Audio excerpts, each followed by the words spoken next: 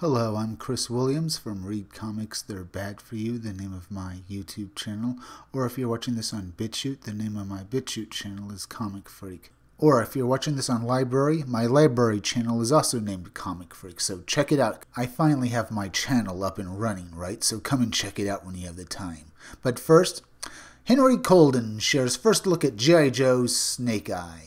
Apparently Hasbro is going the MCU route by making a bunch of standalone G.I. Joe movies starring various characters in the mythos and then bringing them together in a big team-up movie. This sounds harebrained. None of the characters are, well, interesting enough to stand on their own in my opinion, because G.I. Joe was always made to be about a team, not about individuals. They're not the X-Men who have, even though they're a team movie, it's still the X-Men. Each character can stand on their own. But let's read this article and see what's up. G.I. Joe is being reintroduced to the big screen slowly, starting with the new Snake Eyes movie, starring Henry Golden. The film appears to be an entry point to relaunch the G.I. Joe franchise. It will detail the origin of one of the most popular Joes ever, the silent ninja soldier hybrid himself, Snake Eyes. At a press conference in Japan, Golden described the film, saying it's unlike anything that people would have seen. We are really starting a new timeline, a new franchise with the G.I. Joe universe.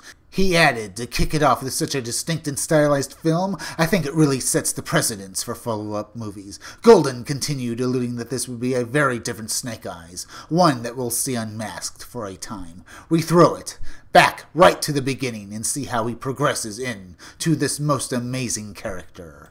For us to never really see what's beneath the mask, it always missed something. Snake Eyes was always seen as a weapon, as almost an inanimate object, said Golding, but when you get to see someone's eyes, you get to see that past, their future, the personality behind that. On February 4th, Golding posted a set photo on his Instagram page. It shows an unmasked Snake Eyes walking up to the steps approaching an ancient Japanese temple. Some could argue the fact that you don't know anything about Snake Eyes is one of the reasons why you could relate to him. You could literally put yourself into his shoes. But that's only some people's opinion, including mine. Longtime G.I. Joe fans know that painstaking care has been taken to ensure that Snake Eyes usually remains behind the mask. And yet Hasbro is making a movie where Snake Eyes is going around unmasked. Yeah, that's kind of funny. He added, the other thing that Larry understands and I learned over time writing comics is that kids, who are supposed to be our primary audience, kids love to project themselves on their heroes. And who better to project yourself on than Snake Eyes? We don't know what he looks like, and he doesn't talk, so any kid could imagine that they are Snake Eyes. While Snake Eyes typically doesn't show his face, Larry Hama did reveal his face back in G.I. Joe, A Real American Hero 93 and 1995. Hama explained why he decided to depict Snake Eyes as a white man and reveal his face. Some people are saying that casting Golden fixes the character of Snake Eyes, but I disagree. I had wanted him to keep him ambiguous until Hasbro introduced Storm Shadow as the only Asian character and made him a bad guy. I decided to fix that by delving into his background and gradually turning him into a good guy. This is why Snake Eyes is a white guy. But what about Quick Kick? He was Asian. I guess he didn't come out until after Storm Shadow. But still, he's another Asian guy who's good at martial arts. Granted, he's kind of a play on Bruce Lee and Jackie Chan, but he's a very great character.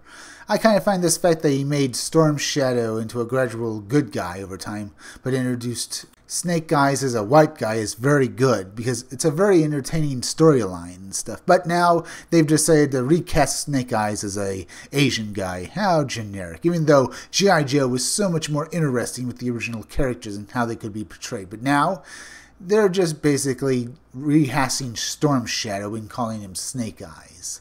Even though one of the main facets of Snake Eyes' character is the fact that he was a fish out of water storyline.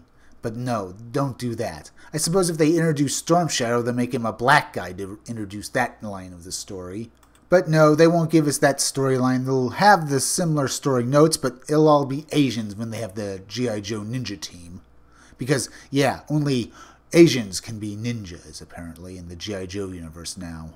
Listen, if this reboot doesn't work, we'll probably get something like Snake Eyes being rebooted into a woman, because they already did something like that in the comic books, because in the comics, they transferred Snake Eyes' mind into a teenage girl's body, and she was the new Snake Eyes for a while. So I wouldn't be surprised if they reboot the entire franchise, if this doesn't work, into an all-female G.I. Joe team where they're all basically lesbians. So let's hope this franchise fails, and if they do that, that franchise fails as well, because they're just screwing up left and right when they push their agenda politics into these movies. And I can tell you, this reboot will most likely fail. The G.I. Joe characters don't have the kind of presence that Marvel characters do. They don't even have the presence that Star Wars characters do. They cannot hold a movie on their own. So, this movie will most likely fail, and Hasbro will just go back to the drawing board and try to figure out a way to make G.I. Joe into a movie series, because every property now needs to have its own live-action movie franchise, because that's just the way the world works now. And honestly, it doesn't. Not every franchise needs a movie. But these know-nothing big companies like Hasbro and Disney insist on making everything into a movie because they're out of ideas to make their own movies, or can't even comprehend creating a new franchise to make movies with. Because they're all cowards. They're too chicken-hearted to make a movie out of anything that doesn't have an existing fan base. And when they do make those movies, they completely destroy those fan bases. They didn't want the existing fan base for Star Wars, and look where that's got them. The original fans are gone. They can't do anything that'll appeal to the normies, and the ones they have gotten, well, there aren't that many SJWs in the world, and the ones they do have aren't going to really buy anything because they don't have any money. And they've pissed off the lamestream media, because when they make a movie the lamestream media loves, they find that it doesn't actually sell to the normies or to the existing fan base that they were trying to basically milk the money from. So now, like Hasbro here, they're doing anything in their power to make this movie appeal to anybody. And just because you make a white guy into an Asian guy to sell your soldier ninja movie doesn't mean it's going to sell. In fact, you're not appealing to anyone here. Storm Shadow is barely known beyond people who love 80s cartoons, particularly G.I. Joe. So who are you appealing to? Why even make this movie? Why not go and get a screenplay from a writer and make that into a movie? A new franchise would do wonders for you. But I guess this is Hasbro, and they're going to milk their own characters and try to make them into movies. But I'm talking to Disney now, so why doesn't Disney do what they did back in the, well, like they used to? Take a script and make that into a movie. Not take a franchise that already exists and completely change it so much that you make the existing fans and the normies you were trying to get completely turn against you. No.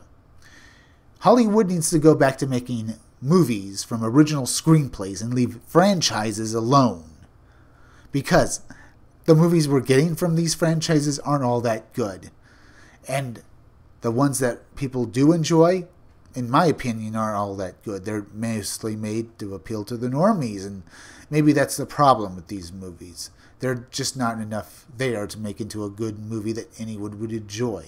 And the stuff that people would enjoy, like, say, G.I. Joe with its ninja force as well as its sci-fi and fantasy concepts, well, they insist on doing something like they're doing with Snake Eyes. Completely change the character around to appeal to, well, their SJW audience that they think there must be at least millions of them because they're so loud.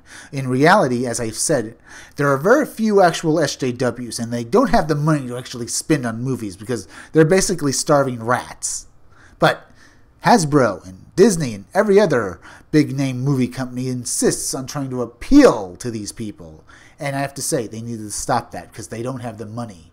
But hey, if your enemy is making a mistake, let them keep making that mistake. So Hasbro, keep appealing to the SJWs. They won't go see your movie, and they'll turn you on the bat of an eye if you do anything to anger them. So keep doing what you're doing and release this new Snake Eyes movie, okay?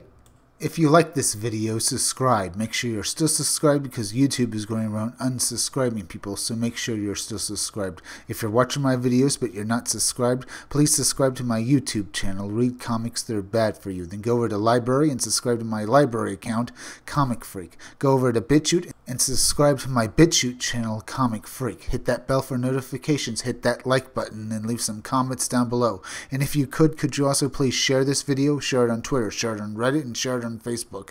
Share it anywhere you think it'll do the most good, because YouTube is not going around promoting their own YouTube creators anymore. So please share this video. Now listen closely. Keep checking back in all my future videos for more information on my own upcoming independent comic book, Scumdogs. I'm Chris Williams, and I'll be back again tomorrow with another video or review. Remember, my library channel is up and running. My library subscribe to my channel is Comic Freak, so come over to the library and subscribe to my channel and see all my videos there as well.